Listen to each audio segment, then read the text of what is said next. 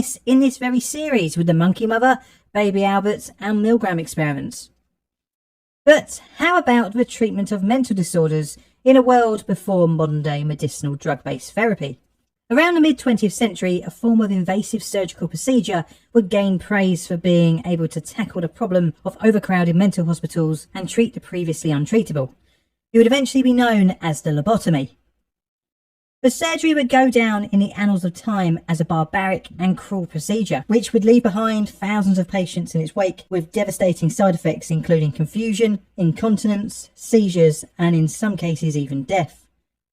One of the main characters in the story of this surgical procedure would describe the operation as surgically induced childhood. Eventually, the surgery will become synonymous with the mishandling of mental health and the running roughshod over patients' rights. As such, I'm going to rate this dark page in scientific history a 9 on my plain difficult ethical scale. Welcome to the dark side of science.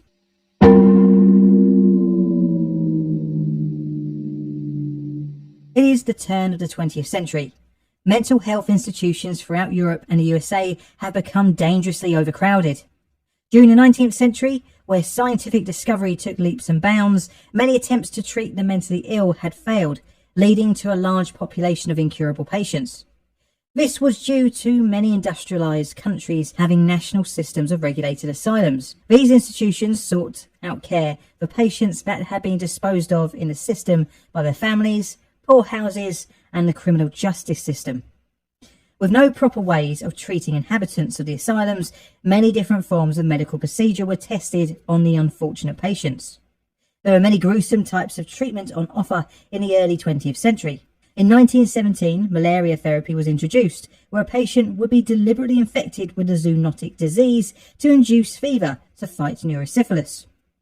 In 1920, the barbiturate-induced deep sleep therapy for premature dementia, aka precocious madness, or in its modern name form, schizophrenia. This treatment used drugs to keep patients unconscious for days or even weeks. In 1927, you might have been given insulin shock treatment, which used the peptide hormone to induce daily comas. In 1934, patients could be prescribed with the first type of seizure therapy, where a patient would be deliberately induced into convulsions by the use of PTZ.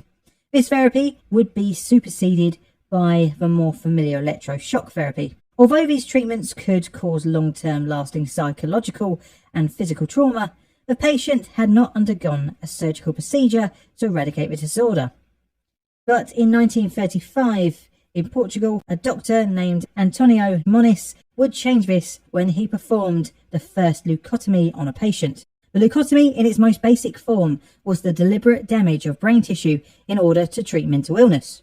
The name would later be changed to a more recognisable name when the procedure spread across the Atlantic Ocean, but that will come later on in our story. The thinking that inspired Moniz was that mental illnesses originated from abnormal neural connections in the frontal lobe. Moniz had seen the after effects of soldiers who had received injuries to the frontal lobe, in which the veterans would show a calm and quiet disposition. The brain is made up of two types of matter, grey and white. Grey matter is the brain's neurons and associated blood vessels and extensions. The white matter is the nerve fibres that are connected to the areas of grey matter and carry messages between them through electrical impulses.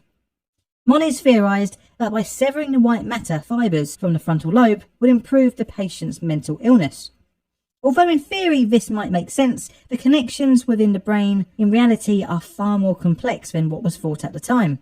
The grim procedure in its first form would involve drilling holes in the skull either side of the prefrontal cortex and injecting the connecting fibres with alcohol to destroy them. Moniz found this method to not yield very good results, due to the solution damaging much more than the white matter. A tool was developed called a leucotomy, which looked like a long stick with a retractable wire loop inside. It allowed the operator to insert a metal loop into the brain, which was used to sever the white matter by extending and then retracting said loop. The process cut 6 cores in the white matter of each hemisphere using the new tool. Because the procedure involved cutting through the skull, the patient had to be operated on in a proper operating theatre under general anaesthetic. To test the theory, Moniz enlisted neurosurgeon Almeida Lima to conduct the surgery on 20 test subjects. Of these initial 20 patients who were suffering from depression, schizophrenia and anxiety, Moniz claimed 7 cures, 7 improvements and 6 unchanged cases, although the results were open to interpretation. Moniz claimed that the risk of some behavioural and personality deterioration outweighed the debilitating effects of severe psychiatric illness, which is understandable when taking mental health care at the time as a contextual background. A second set of patients were operated on due to the success of the first trial. These 18 patients all suffered from schizophrenia, and 3 were considered as almost cured, and another 2 had also become improved. Moniz did conclude that patients that had deteriorated considerably from their condition pre-procedure did not benefit much from the operation. In a well-known quote from Moniz, he described his radical new surgery. Prefrontal leucotomy is a simple operation, always safe, which may prove to be an effective surgical treatment in certain cases of mental disorder. The procedure would eventually earn Moniz a Nobel Prize in 1949. But initially, Moniz's new way of treating the thought to be untreatable was widely derided by the medical community. In 1936, Moniz published his results through articles in the medical press and a monograph, but to little attention. On the 26th of July 1936, one of his assistants gave a presentation at the Parisian meeting of the Société Médico-Psychologique on the results of the second test subjects, the 18 people suffering from schizophrenia leucotomized by Lima. This meeting wouldn't go down well, as the lead doctor at the institute in Lisbon, who had supplied the first set of patients to Moniz, was also in attendance and widely denounced the after effects of the surgery, saying that patients who had returned to his institute post-operation were diminished and had suffered a degradation of personality, further adding that the initial results of calmness and improvement were more likely attributed to the severe shock of the surgery and ultimately from the horrible brain trauma that the procedure induced on its victims. Many other physicians denounced the procedure, but bizarrely, this isn't the end, as several individual clinicians thought Moniz's leucotomy could be useful on an experimental basis on severe patients. And as such, the surgery was spread throughout Europe and even to the US during the mid to late 1930s. And this leads us down an even darker path. It is here that we are introduced to American doctors Walter Freeman and James W. Watts. Inspired by Moniz's new surgical procedure in 1936, the duo performed their own leucotomy. Walter had learned of the procedure after a chance meeting of Moniz at the London-hosted Second International Congress of Neurology in 1935. The American was fascinated by the surgical technique. Upon returning to the US, Freeman started communicating with the Portuguese doctor. Moniz, during the correspondence, promised to send a monograph on leucotomy and urged him to purchase a leucotome of his own. Upon receiving the paper on the procedure, Freeman reviewed it and set about with his colleague Watts on experimenting with the surgery, which led to September 1936. Seeing flaws in the surgery, Watts and Freeman developed their own variation, which renamed the procedure the standard prefrontal lobotomy, to differentiate it from the Moniz method. This version severed more of the white matter and would be the de facto method moving forward for lobotomies performed in operating theatres. Walter thought that the lobotomy could be streamlined even further still. The new standard procedure had the same shortcoming of the Moniz method, and that was access to the brain. You see, cutting through the patient's skull required the operation to be conducted in an operating theatre, with all the trappings, anaesthesiologist, qualified surgeon, hygiene, and so on and so forth. Walter had heard of an Italian doctor, Amarello Fiamberti, who had performed the leucotomy by accessing the prefrontal lobe through the eye socket in 1937. Fiamberti's method was to puncture the thin layer of orbital bone at the top of the eye socket, and then, much like Moniz's early experiments, inject alcohol into the white matter, or in later surgeries, cutting the white matter with a hypodermic needle. Walter took this process and modified it using probably one of the most unlikely of tools. This is a surgical tool. Or is this a surgical tool?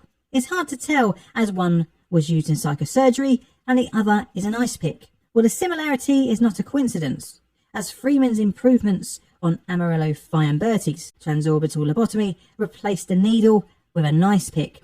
In development of this new method, Freeman took an ice pick from his own kitchen and started practicing on a watermelon. He would eventually graduate to using cadavers. The thinking was that if the lobotomy could be performed without exposing the brain, then it could be performed by psychiatrists in psychiatric hospitals, allowing more people to be operated on. These are the tools used to the Freeman transorbital lobotomy. A new tool called the orbiter clasp, essentially an ice pick with markings along the side, and a hammer. The method would involve the patient being either under anaesthetic or electroconvulsive therapy used to render the subject unconscious. Then the orbiter clasp sharp end is placed under the eyelid and against the top of the eye socket. The hammer is then used to penetrate the surgical instrument through the thin layer of bone and into the brain along the line of the bridge of the nose, eventually going 5 centimetres deep.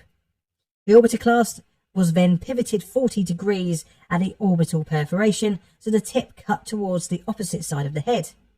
After this, the tool was then hammered in a further 2 centimetres into the brain. Again, the orbiter clasp was pivoted around 28 degrees each side to cut outwards and again inwards. Once this was complete, it was removed and the process was repeated on the other eye socket. The first patient to receive the procedure was in 1946, but once Freeman's partner Watts had heard about this new method, he left their practice, disgusted at the transorbital lobotomy. But like every other chapter in this story, this would not hamper the procedure's prevalence.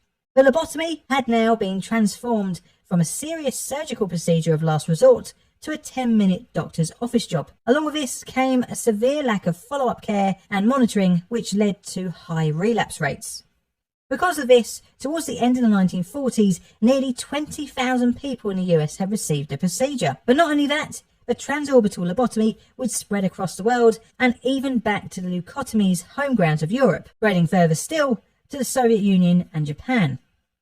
To get a lobotomy in its late 1940s peak, you really didn't need to have much of a mental health condition, with the treatment touted for all kinds of ailments. The list of treatable illnesses with a lobotomy included, but was certainly not limited to, ADD, OCD, anxiety, PTSD, postnatal depression, chronic pain, Alzheimer's, criminality, and violent outbursts. Freeman, ever the showman, was responsible for a patient's death in 1951 when pausing a lobotomy to pose for a photo, in doing so causing severe brain hemorrhaging. He was even known to lobotomize 2 patients at the same time, one with each hand. The doctor even performed the operation on minors, including children as young as 4. In total, around 15% of patients who received a lobotomy died, but many more were changed for life, a shell of what they once were. For those who survived the ordeal, relapse would often follow. But like its first unveiling to the world in Paris in 1936, the procedure didn't go uncriticised. In the late 1940s, as Moniz was set to receive his Nobel Prize, multiple voices in the medical community spoke out on the barbaric procedure. But it wouldn't be the criticism for the December banning of the procedure in the USSR, but the synthesization of chlorpromazine, the first antipsychotic. As a side note, Soviet psychologist Dr. Nikolai Orozhevsky was quoted saying that lobotomies violate the principles of humanity, and that was from an official from 1950s USSR. The procedure gradually fell out of vogue, but Freeman would continue to perform the lobotomy all the way until 1967, when after their third lobotomy, one of Walter's patients died of a hemorrhage. This final procedure would get him banned from performing it ever again. The USSR wouldn't be the last to ban lobotomies, as even Moniz's Portugal would disallow the procedure from use.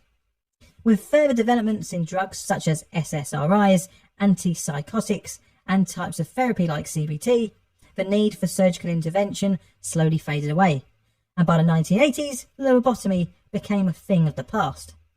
Now, how would you rate the lobotomy on my ethical scale, 1 being good and 9 being pure cruelty? Let me know in the comments.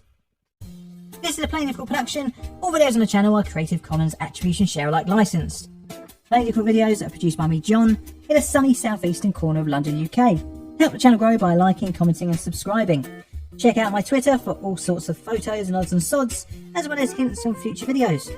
I've got Patreon and YouTube membership as well, so if you fancy, check them out to support the channel financially. And all that's left to say is thank you for watching.